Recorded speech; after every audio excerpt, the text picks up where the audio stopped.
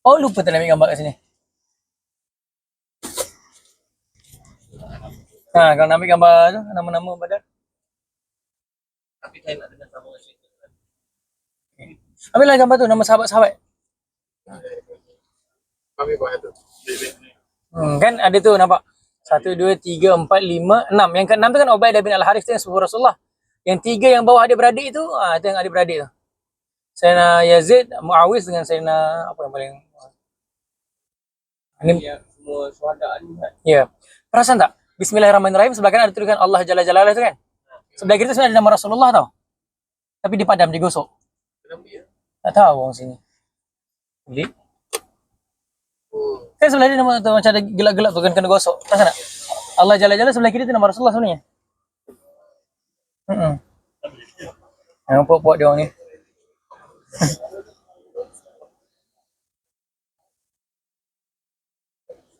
Keren sih itu. Okey lah, lebih kurang begitu. Okey, kita sekarang akan ke Masjid Aris. Yang menjadi kemah komando Rasulullah ketika Rasulullah memimpin perang Badar. Itu sebab bas nak datang ada semua beralih. Dia tu niaga je sini. Dia beralih. Bas datang. Dia pula nampak polis ke majlis. Okey, ini makam Syahid Badar. Kita akan ke Masjid Aris sekarang.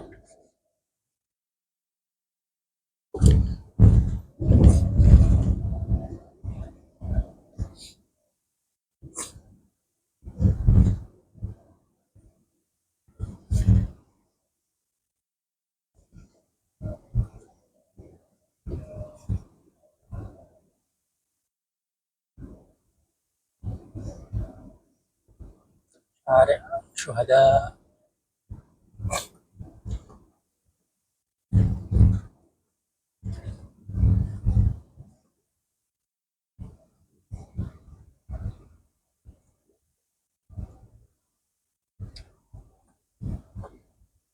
Okey, kita sampai. Sebelah kanan kita ialah Masjid Arish. Sekarang ini dulu tapak kemah Rasulullah ketika peperangan Badar.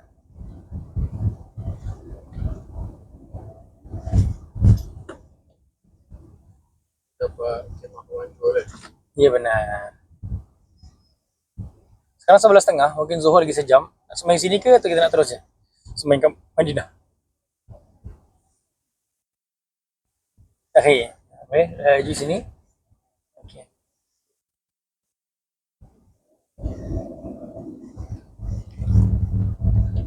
Kalau pelakunya pemerangan tempat dekat tempat syuhada jadi lah. Berpindah-pindah. Kan maju mundur, sini perang sana perang. Dia bukanlah di satu tempat diam. Okey.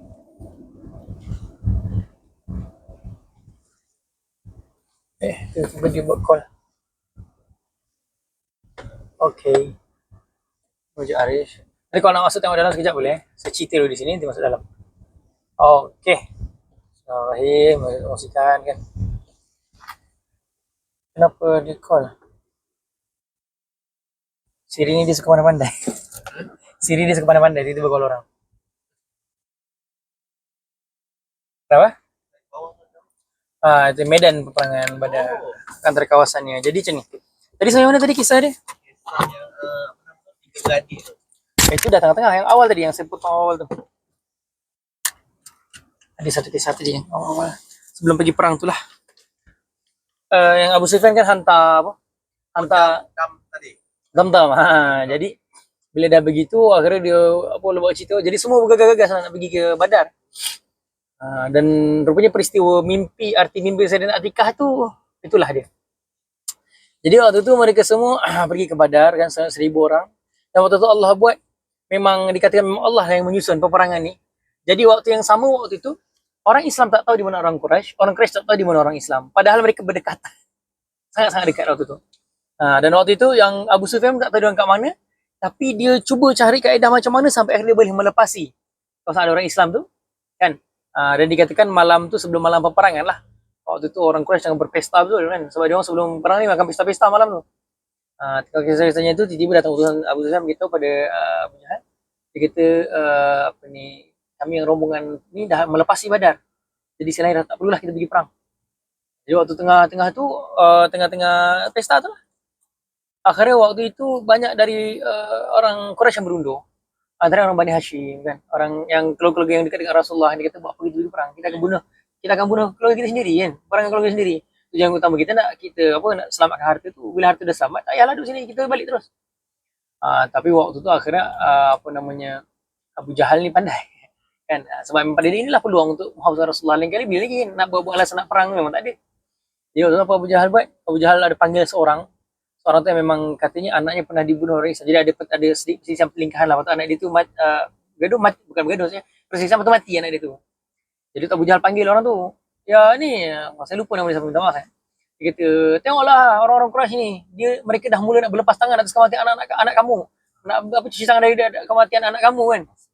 So jadi waktu tu yang orang tu cakaplah, oh, orang Quraisy sampai hati korang buat aku macam ni kan. Oh, kalau anak-anak korang berlaku, aku bersumpah aku tak akan tinggalkan korang, aku akan istilahnya menuntut balas kan kematian anak korang.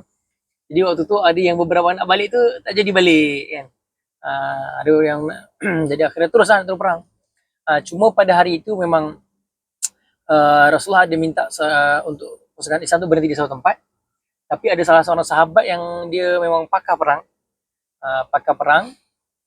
Dia kata, wahai Rasulullah, ini apakah ini adalah strategi perang ataukah ini adalah arahan dari Allah? Maksud kita berhenti di sini. Rasulullah kata ini adalah istilah strategi dan memang cadangan daripada Rasulullah lah. Jadi sahabat tu kata, wahai Rasulullah, boleh tak kalau aku cadang kita maju lagi sikit pada kawasan sini? Di kawasan tu ada satu perigi di badan, yang perigi memang paling cantik airnya, kita berhenti di situ kan. Rasulullah meraikan, ada pergi ke situ dan apa namanya, mencadangkan seluruh perigi-perigi yang di sekeliling tu semua dikambus, tinggalkan satu perigi dekat orang Islam tu. Dan dekat orang Islam tu mereka ada menggali birkah macam kolam macam tu kan, untuk takung air. Takung air. Dan dengan izin Allah malam tu juga berlakulah satu apa namanya bantuan Allah juga mungkin. Jadi waktu tu hujan yang deras, teramat sangat deras. Berlaku tu waktu tu kawasan perkemahan orang Islam tu di tempat yang agak tinggi. Sedangkan kawasan orang Quraisy berkemah tu agak rendah kawasannya. Jadi berlaku tu macam mana? Bila hujan kan, air tu mengalir pada atas ke bawah, tanah yang kena air awal tu dia jadi pejal. Tapi bila sampai bawah, air kan bertakung. Jadi tempat orang Quraisy berkemah tu berselut, berlumpur. Malam tu dia tak boleh tidur. Jadi Allah buat macam tu. Orang Islam sedangkan waktu itu ada ayat Quran ni apa? Ketika Allah jangan kamu tidur dengan nyenyak apa. Saya lupa ayat apa, tapi lebih kurang begitulah. Jadi memang waktu tu semua Allah bagi kelihatan yang sangat rehat punya. Setelah jalan jauh tu kan memang nyenyak, tidur, tenaga macam recovery balik. Dalam masa yang sama orang dah jalan jauh, lepas tu baru pesta, tak dapat tidur lah malam tu, banjir basah kan. Jadi masuk pagi tu bentuk tu memang kusut lah dia orang kan. Dan akhirnya waktu itu disusun lah apa namanya itu, tadi kita cerita pasal duel tadi 3 lawan 3 kan.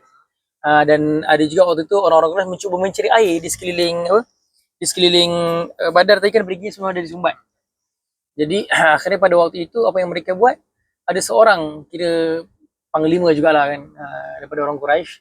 Tapi mungkin itulah waktu ego, hilang pertimbangan ke apa, dia sampai bagi tahu, aku bersumpahan aku tak akan balik ke barisan aku sebelum aku boleh minum dari kolam tu. Jadi time datang waktu tu, Sayyidina Hamzah ke apa yang halang, sampai akhirnya berlawan pedang dan tebas kaki dia. Tapi punyalah dia tu, dia sampai merangkak nak pergi kolam. Kolam tak nak minum, akhirnya kena penggal dengan Sayyidina Hamzah. Terakhir lepas tu duel kan, terjadilah peperangan kan. Waktu nak jadi peperangan tu, waktu tu Rasulullah berdoa tau dalam kemah. Berdua orang kemah minta Allah bantu apa semua. Tengah-tengah begitu, Rasulullah tertidur. Sina kata, ya Allah, kenapa Rasulullah ni tidur kan? Istilahnya cemas lah suasana tu. Tapi tiba-tiba ketika Rasulullah senyum, macam bahagia sangat, gembira sangat. Rasulullah kata, Sina wahai Abu Bakar, sesungguhnya Jibril telah datang kan, menaiki kuda putih membawa 1000 malaikat bersamanya. Dia yang sebut malaikat Jibril dan malaikat Mikail je. Jadi datang, seorang bawa 500, seorang lagi bawa 500. Tapi waktu turun tu di bukit malaikat tu lah kan. Itu yang dikatakan mereka membawa pedang yang apa, ada dari neraka, api neraka. Itu yang dikatakan waktu lepas masuk Islam, antara sahabat-sahabat yang waktu tu masih belum Islam masuk Islam, ada sahabat-sahabat yang ni menceritakan waktu perang Badar tu ada momen mereka tak sempat lagi penggal, tapi kepala dia tercabut. Dan pada luka mereka tu ada kesan luka bakar. Kat leher-leher dia orang, kat tangan dia yang kena penggal tu ada kesan luka bakar. Akhirnya barulah Rasulullah yang cerita pasal pedang dari neraka tu, kemudian Rasulullah beritahu kan, memang ada malaikat tu datang bawa pedang pada neraka, mensahihkan cerita sahabat-sahabat kan. Jadi begitulah kan dikatakan bantuan Allah kan. Dan pada waktu itu berlaku pada bulan Ramadan pertama. Dia kan tahun kedua Hijrah. Perintah puasa itu kan datang pada tahun sebelum tapi bulan Syaban ke apa tahun tu tapi bulan Syaban tak silap saya. Macam tu. Jadi waktu itu kira tahun pertama berpuasa. Rasulullah minta untuk batalkan puasa waktu tu. Kan? Batalkan puasa dan waktu itu dengan izin Allah berilah kawan untuk orang Islam. Cerita ceritanya sebenarnya cerita dia agak panjang lagi lah, ada banyak yang cerita kecil-kecil dia tu. Ada cerita remaja nak cuba bunuh Abu Jahal kan. Itu ada agak panjang cerita dia. Cuma saya cerita akhirnya Allah menangkanlah Islam. Dan pada waktu itu kisahnya ada Abu Jahal ni ini cerita juga namanya. Jadi ada dua orang remaja tu yang tadi awal-awal nak pergi duel tu kan, 15-16 tahun. Jadi waktu di dalam barisan tu dia duduk di sebelah kanan dan sebelah kiri Sayyidina Abdurrahman bin Auf. Sayyidina Abdurrahman bin Auf tu sampai sebut alangkah lebih baiknya kalau duduk kanan kiri aku ni yang betul-betul orang yang pakar, memang orang-orang yang memang handal lah. Tapi bila sebelum mula perang tu anak tu tanya, pakcik-pakcik, mana yang kata Abu Jahal tu? Jadi Sayyidina Abdurrahman bin Auf kata, oh nanti kalau jumpa aku tunjuk kenapa cari Abu Jahal? Dia memang ni lah, kami dengar di cerita dia mengusir Rasulullah kan, dia telah menghina agama Allah, kami nak ni. Jadi setelah tu Sayyidina Abdurrahman bin Auf kata, oh memang pasti inilah kot yang sesuai kan. Jadi satu ketika tengah-tengah perang berkecamuk tu Sayyidina Abdurrahman bin Auf tunjuk, ni tu Abu Jahal tu. Dua-dua terus pergi. Jadi Abu Jahal ni berperang, di kanan kiri dia memang orang-orang dia semua. Jadi ada pengawal bodyguard dia memang ada kanan kiri dia. Jadi satu kali tu dia orang meluru, seorang tebas kaki Abu Jahal, dia terbegitu, seorang lagi katanya tebas kudanya. Jadi Abu Jahal terjatuh. Cuma yang seorang tu sempat keluar, tapi yang seorang tu terkepung dengan bodyguard Abu Jahal, jadi yang seorang tu terus syahidlah di situ. Yang seorang lagi remaja tu akhirnya boleh keluar dari situ, tapi akhirnya pun dia syahid juga. Jadi dua-dua tu syahid. Jadi dikatakan Abu Jahal tu dah nazak lah kan. Lepas selesai daripada perang tu, ada seorang sahabat namanya Sayyidina Abdullah bin Mas'ud. Abdullah bin Mas'ud ni dari sahabat-sahabat kalangan golongan bawahan yang sebelum dia adalah pengembala kambing kan. Dan waktu pertama kali berdoa secara terang-terangan kalau saya tak silap, Rasul ada offer kan siapa yang berani baca Quran di Kaabah. Kan ada sahabat-sahabat yang macam yalah nak baca depan Kaabah kan, dalam keadaan waktu tu baru nak mula doa terang-terangan. Goyang kan juga kan, lebih kurang begitulah bahasanya kan. Sahabat tu minta lah goyang, tapi maksudnya adalah pertimbangan kan.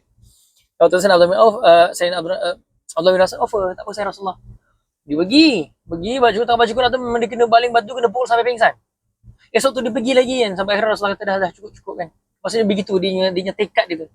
Dan dikatakan dia pernah satu kali tu tengah baca Quran di Kaabah, tak tahu momennya sama atau momennya yang lain, tapi muka dia tu dirosak oleh Abu Jahal. Macam luka muka itu kan, entahlah pakai pisau ke apa, tapi memang ada luka lah di mukanya tu yang disebabkan oleh Abu Jahal. Dan Sayyidina Abdullah bin Mas'ud ni pun istilahnya dikatakan orang yang badan dia kecil kan, kurus, tapi mungkin sebab dia kerja beternak apa, nak menjaga kesucian, baju dia tu selalu singkat kan. Jadi ada satu kali ketika tu dia nak naik keledai. Bila dia nak naik keledai, dia panjat tu terselak kaki dia. Jadi orang nampak betis dia tu kurus. Kan, saya tak tahu riwayat ni betul ke tak, tapi ada orang yang zaman dulu suka macam kutuk-kutuk dia lah, kata kaki dia tu macam kaki ayam. Kan, tapi wallahualam sebab tu periwayatan dia pun nak kena cari lagi lah. Cuma memang satu waktu dia nak naik keledai tu, sahabat-sahabat lain tergelak sebab tengok kaki dia. Sayyidina Abdullah bin Mas'ud. Jadi sahabat lain gelak tengok kaki dia. Itu baru Rasulullah lalu. Rasul kata kenapa? Dia ceritalah gelakkan Sayyidina Abdullah Mas'ud kaki. Teruslah kata apa? Oh, iya ke? Rasul kata, aku mendengar ni langkah-langkah atau derapan kaki Abdullah Mas'ud ni di syurga. Diam Rasul. Jadi maksudnya begitu kan. Bila Rasul kata begitu, sahabat yang semua terdiam kan. Sebab maksudnya Rasul membela memang ahli syurga lah kan.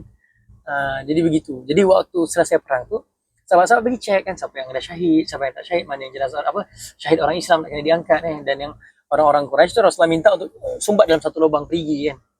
Jadi tengah lalu macam tu, nampak Abu Jahal terbaring tengah nazak. Jadi dipanggil, oi pengembala kambing kan. Memang sakit tu lah dengar cara panggil. Hari siapa yang menang? Kan, dia kata hari Allah Rasulullah yang menang kan. Dia kata. Jadi Rasul nak cabut pedang, nak selesaikan Abu Jahal ni. Terus diherdik. Kau nak bunuh aku? Kau siapa? Kau gembala kambing. Cari orang lain yang setara dengan aku. Bangsawan ke apa. Bukan kau. Selalu tak cabut pedang, selesaikan juga waktu tu kan. Maksudnya begitulah kan. Akhirnya semua disumbat dalam lubang perigi tu sama 70 orang. Dan Rasulullah diceritakan Rasulullah pergi ke perigi tu dan bercakap dengan mereka. Dan Rasulullah cakap tu lah, hari ni akan dibuktikan lah kan, kan hari mahsyar itu benar atau tidak, akhirat itu benar atau tidak. Seorang zaman dulu fikir matilah, tak ada apa dah, akhirat tak ada, syurga neraka tak ada. Tapi Rasulullah beritahu, kan, lepas ni kamu akan buktikan sendiri, betul tak padang mahsyar itu ada, betul tak azab kubur itu ada, betul tak, macam itulah kan. Dan bagi orang Islam waktu itu dimakamkan semua. Jadi mungkin itulah lebih kurang yang boleh dikongsikan kan berkaitan dengan kisah di Badar ni kan. Yang mana memanglah kalau diceritakan, perang Badar ni perang yang antara yang paling penting dalam Islam. Dan kalaulah sampai waktu itu Rasulullah doa, ya Allah kalau hari ini kiamatkanlah, mungkin lepas itu tak ada orang lagi dah menyembahmu kan. Sampai begitulah doa Rasulullah waktu itu. Dan pada waktu itu istilahnya balik daripada perang Badar tu kan penting besar perang Badar tu kan.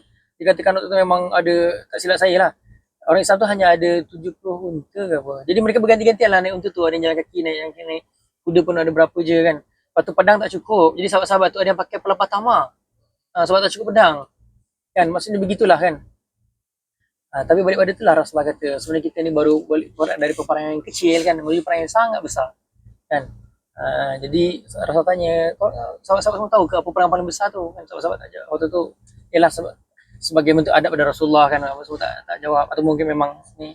Jadi waktu tu Rasulullah beritahu perang yang besar tu ialah perang melawan hawa nafsu kan, dia lagi besar pada perang Badar kan. Itulah yang semua kita kena lalui. Jadi mungkin itulah siksa yang boleh dikongsikan kan. Dan dari cerita tadi tu kebanyakannya didapat dari adalah penceritaan sejarah, dan di antaranya dapat daripada salah satu buku namanya Cerita Sejarah Rasulullah yang ditulis oleh ada salah satu ahli sejarah. Dia namanya Tuan Haji Nasaruddin bin Awang. Nama dia CBC Menara Tancemen Nasaruddin Muhammad Ali, dia Nasaruddin bin Awang. Cumanya memang dari sejarah ni setiap kali kami datang ziarah lah kan, kadang Tancemen datang ziarah kan. Tancemen selalu ingatkan kami, bukan kita mendengar sejarah tu sekedar kita mendengar, dapat tahu. Tapi kalau boleh dapatkan rasa kan, macam kata apa rasa kita kan, macam mana dulu sahabat Rasulullah SAW berkorban kan, segala macam berkorban kan. Untuk di zaman kita ni kita kiaskanlah kan yang kehidupan kita kan.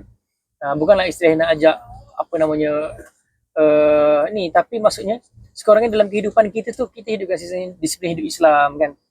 Kita kadang selalu berfikir kalau dalam satu tempat, macam mana ya nanti kalau kita buat macam ni orang terasa, macam mana tak sedap dengan dia ni. Tapi jarang daripada kita fikir Allah suka tak, Rasulullah suka tak kan. Jadi mungkin itulah yang Islam kata, bila kita takut dengan Allah, tak ada benda yang lain kita takut selain Allah. Maksudnya dalam keadaan kita cemas, takut dengan orang tu pun atas nama Allah. Contoh kan, kita takut mak ayah kita marah, sebab apa? Semua Allah suruh kan, tak pada mak ayah contohnya kan, begitu. Jadi begitulah kan, ketika kita sayang orang, kita pun sayang atas dasar apa? Allah suruh sayang sama hamba Allah. Jadi itulah yang boleh dikongsikan kan. Kalau nak ambil gambar di sini boleh, atau kalau nak saya pakai depan masjid, nanti nak masuk masjid tengok dalam masjid boleh kan. Kalau tengok suasana dalam masjid tu macam Ottoman punya style kan. So memang kebanyakan tempat-tempat sejarah sini yang membuat Ottoman, cuma mungkin adalah yang dicantikkan balik oleh kerajaan Saudi kan, atas dibesarkan ke kan, atau nak dibuat untuk social tourism ke macam tu. Jadi begitu. Dan nantilah nak doa apa semua boleh, lepas kita sambung terus 11.51.